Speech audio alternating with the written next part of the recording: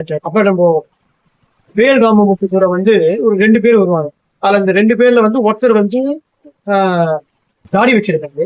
அந்த தாடி வச்சவர் வந்து கேரக்டர் வந்து கொஞ்சம் அழகா இருப்பாங்க.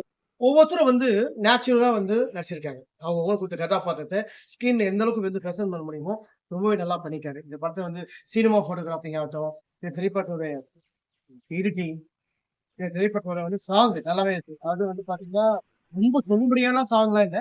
பேக்ரவுண்ட் பிஜிஎம் வந்து நல்லா தான் இருக்கு. இந்த படத்துக்கு என்ன பேக்ரவுண்ட் மியூசிக்கோ அது நல்லா போட்டிருக்காரு. இசை வந்து பரணி. ரொம்ப அழகா நல்லா தான் போட்டிருக்காங்க. பரவால்ல. கேட்கிற மாதிரி இருக்கு. ஸ்க்ரீன்ல நம்ம பார்க்கும்போது, நம்ம மூஞ்ச சுளிக்காத அளவுக்கு இசையும் இருக்கு, பாட்டும் இருக்கு. அந்த மாரி இருக்கு. இந்த படத்தோட தயாரிப்பு ஆறுமுகம் மாதப்பன். இந்த படத்தோட ரைட்டர் அண்ட் டைரக்டர் வேல் புகழ். ரொம்ப அழகா பண்ணியிருக்காரு.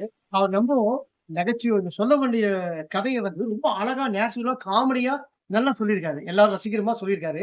அவர் பண்ண ஒரே ஒரு மிஸ்டேக் என்னன்னா, கிளைமாக்ஸ் வந்து சரியில்ல. கிளைமாக்ஸ் மட்டும் கொஞ்சம் வந்து மாற்றம் பண்ணியிருந்தாருன்னா, இப்ப இருக்கிறத விட இந்த திரைப்படம் வந்து இன்னும் ஒரு லெவல் வந்து கொஞ்சம் அதிகமா இருக்கும். இப்போ வந்து கிளைமாக்ஸ் வந்து சுமாரா இருக்கு. கிளைமாக்ஸ் சுமாரா இருக்காக வந்து படம் வந்து நல்லா இல்ல.